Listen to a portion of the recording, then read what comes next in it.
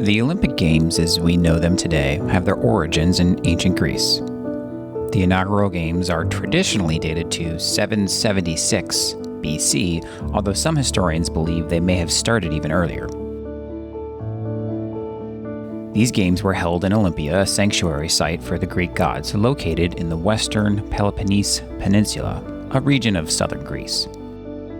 Olympia was not just the birthplace of the games, but also the central hub where athletes and spectators from all over the Greek world would gather.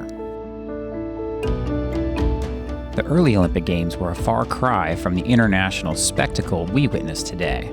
The first recorded event was the Stadion race, a simple foot race covering a distance of roughly 192 meters. The Stadion was named after the building in which it took place. This word later became stadium in Latin, which became the English word of stadium. Over time, the games expanded to include a variety of events such as wrestling, boxing, long jump, javelin throw, and discus throw. One of the most grueling and celebrated events was the pentathlon, which combined 5 different disciplines: running, jumping, discus, javelin, and wrestling. The athletes competed in the nude, a practice that was said to celebrate the human body and its capabilities. Victors of these games were celebrated as heroes, often receiving lavish gifts, free meals, and front row seats at the theater for life. However, the glory days of the ancient Olympic Games were not to last. Political turmoil and the rise of the Roman Empire began to cast a shadow over the Games. The final blow came in 393 AD when the Roman Emperor Theodosius I, a Christian who saw the Games as a pagan festival, issued a decree banning all pagan festivals, including the Olympics. This marked the end of the ancient Games, and they would remain dormant for over a millennium until their revival in the late 19th century.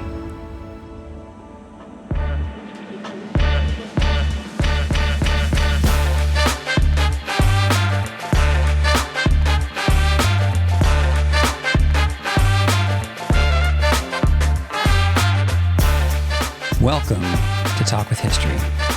I'm your host, Scott, here with my wife and historian, Jen. Hello.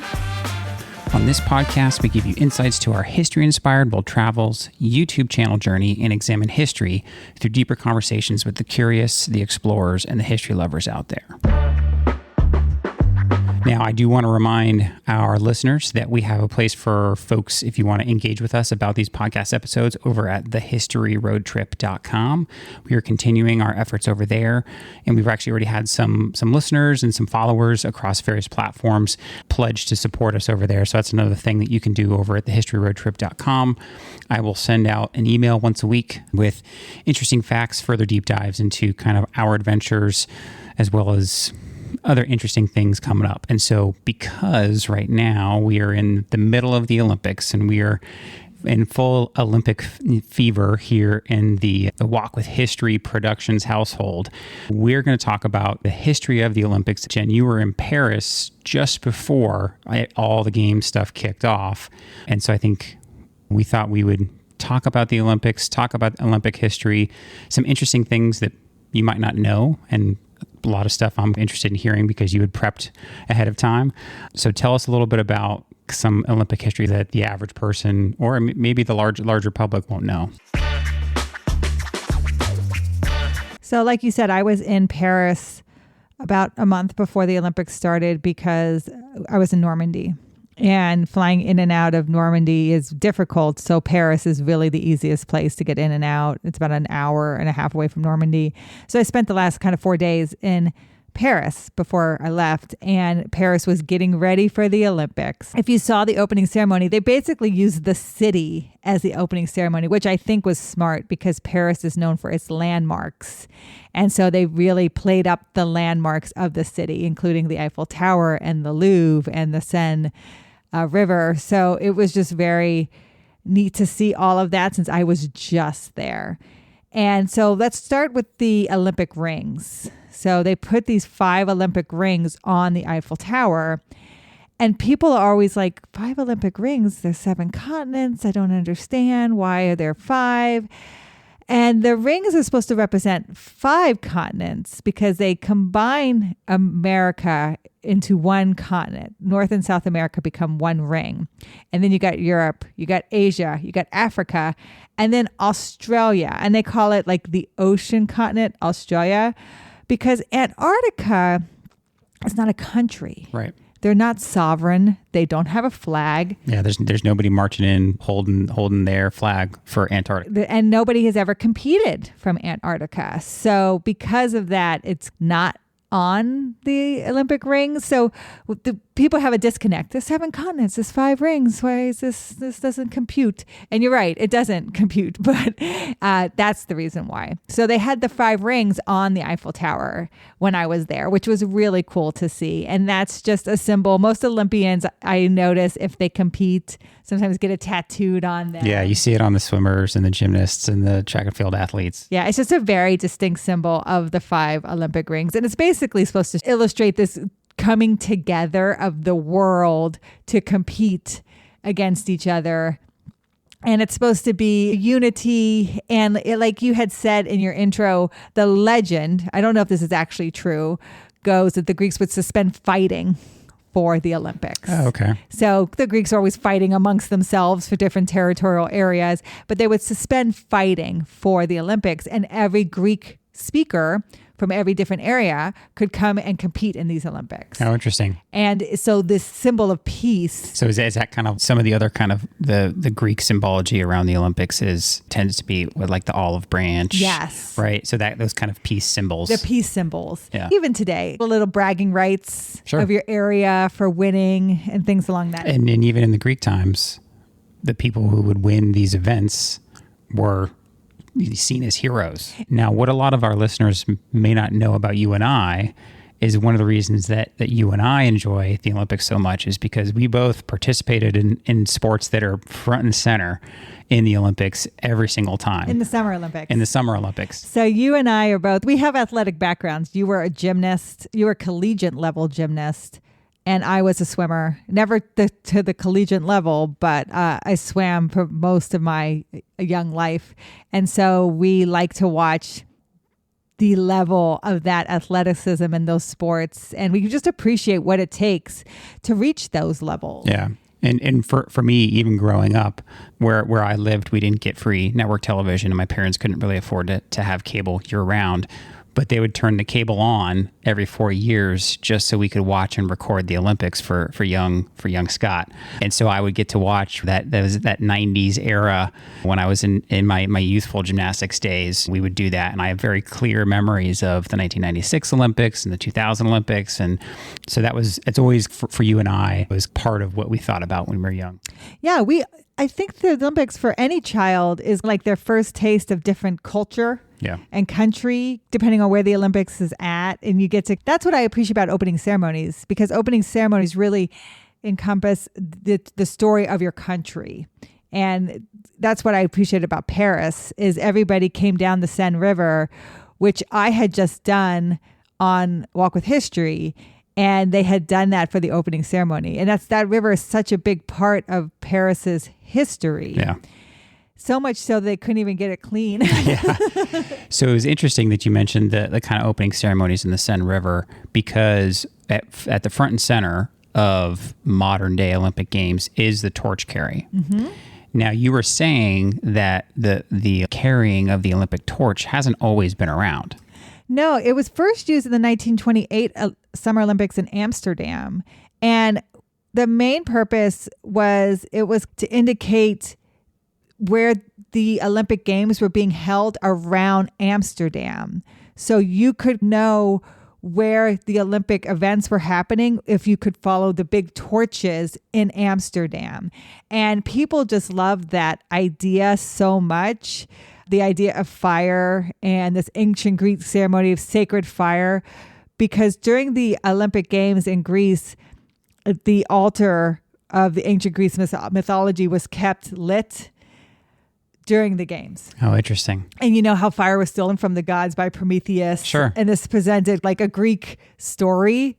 And so Amsterdam had done it first, and people thought, oh, that's such a great idea. It really holds true to this Greek mythology. Let's keep this as part of a symbol of the Olympic Games. So thank you, Amsterdam, for bringing that in 1928. Yeah, and I didn't realize that it hadn't been around since the beginning. So it's interesting to see how the Olympics kind of evolve. Mm-hmm. Now, the torch relay, which we do now, they run this flame, this eternal flame to light the torch. That started in 1936 in Berlin. But the first torch lighting ceremony was held in Olympia, Greece in 1936. So it's a neat thing that we do now, but it does encompass this idea. And I think it's unique what each country does. This year, Paris had put it on a hot air balloon. Yeah, that was neat. And put it and got it to raise up into the air, and you can see it. Again, landmarks are such a big part of Paris. That garden that they're using, it was built by Napoleon for Josephine. It's very much a part of the French culture there. So I really just enjoyed how much France pulled in their story to the opening ceremonies. Yeah. Now, one of the other things that, at least this is the way it's here in the United States, everybody's always counting how many medals. Mm-hmm. What's the medal count for this country? Who's got the most golds, et cetera, et cetera, et cetera.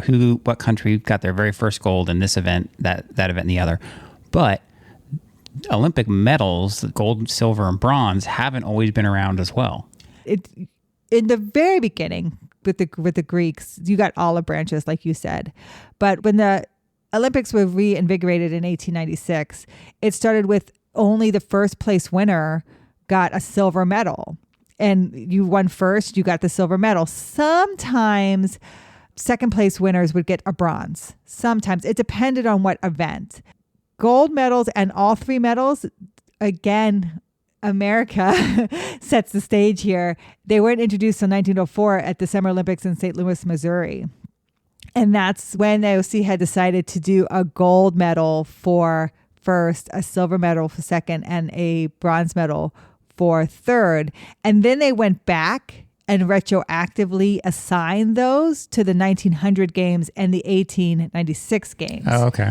So when you see, if you go back to those first two games where they didn't do that, they basically took the people's places and gave them those medals. So those countries, if you say this country has so many golds, they're adding those from 1896 and 1900, even though they weren't officially handed out until 1904. But I want everyone to know that the first 8 people in any sport will get a scroll with your name on it. Even today.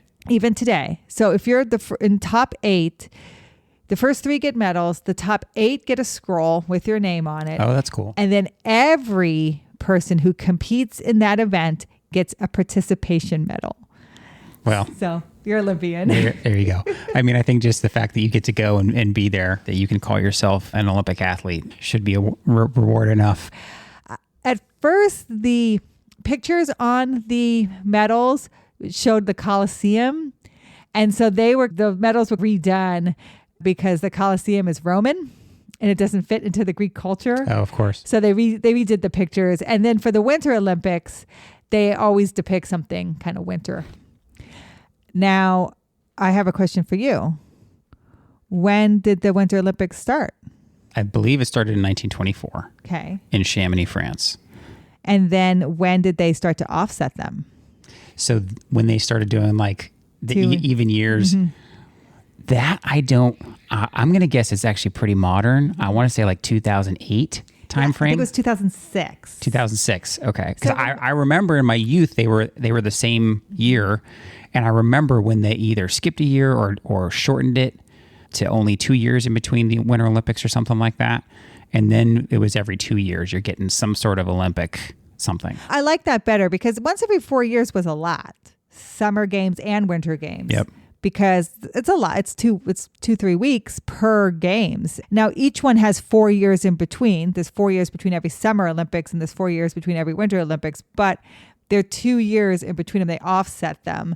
So that way, there's kind of a break for us viewers who like to watch from our couch and criticize these athletes who've prepare their whole lives for this. Being in Paris, watching them prepare for this and watching them make the Olympic Village and put up the stands, and knowing that all these athletes from all over the world are going to descend onto Paris. And like you said, the tie-in to the original Olympics Games with the Parisian that really orchestrated all of it. It was really great to see that before it actually started. And I hope everyone's enjoying the Olympics right now. I really think the Olympics, for me, as a historian, is a time when the world can come together and we really get to see the best of our best athletically compete for something that's just so wholesome and something we can all be proud of. Absolutely. We love the Olympics here, and I'm sure if you're listening to this, it's because you've been watching the Olympics on TV, and maybe you're listening to some Olympic history on your way into work on a Monday or a Tuesday morning. So hang out with us for a little bit longer, and I'm going to tell you a little bit about how many significant ties that France, the country itself, has to the Olympics throughout the Olympic history starting in 1896. The revival of the Olympic Games in the 19th century is largely credited to a Frenchman named Pierre de Coubertin. Inspired by the ancient games and motivated by a desire to promote physical education and international peace, Coubertin founded the International Olympic Committee, IOC, in 1894. His vision was to create a global sporting event that would bring together athletes from around the world to compete in the spirit of friendship and fair play. 2 years later, in 1896, the first modern Olympic Games were held in Athens, Greece, a fitting nod to their ancient origins. The event featured 241 athletes from 14 countries competing in 43 events. While modest by today's standards, the 1896 Games were a monumental success and laid the foundation for the Olympic movement. The early 20th century saw the Olympics grow in size and scope. Interestingly enough, many jumps forward in the Olympic Games happened in France. The 1900 Paris Games introduced female athletes for the first time and expanded the number of sports and events.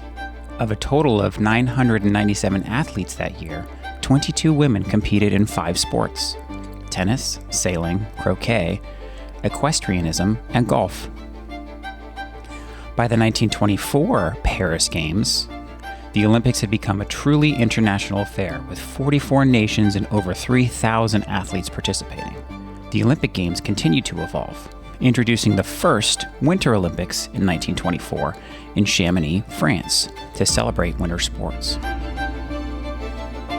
Despite interruptions due to World War I and World War II, the Games resumed and continued to grow in popularity and participation.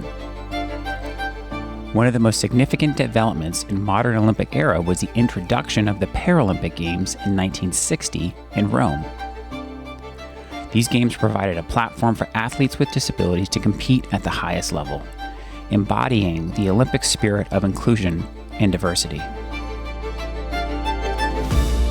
The Olympic Games have also been a stage for political and social statements. From the Black Power salute by Tommy Smith and John Carlos in 1968 to the boycott of the 1980 Moscow Games, the Olympics have often reflected the broader socio-political climate. Today, the Olympic Games are one of the largest and most watched sporting events in the world. The Games have expanded to include a wide array of sports, from traditional events like athletics, which is what they call track and field during the Olympic Games, and gymnastics, to newer additions like skateboarding and surfing. The IOC continues to adapt and innovate, ensuring that the Olympics remain relevant and exciting for new generations of athletes and fans. As we look forward to future games, the Olympic spirit of excellence, friendship, and respect continues to inspire millions around the globe. The Olympics are more than just a sporting event. They are a celebration of human potential and a beacon of hope for a more united world.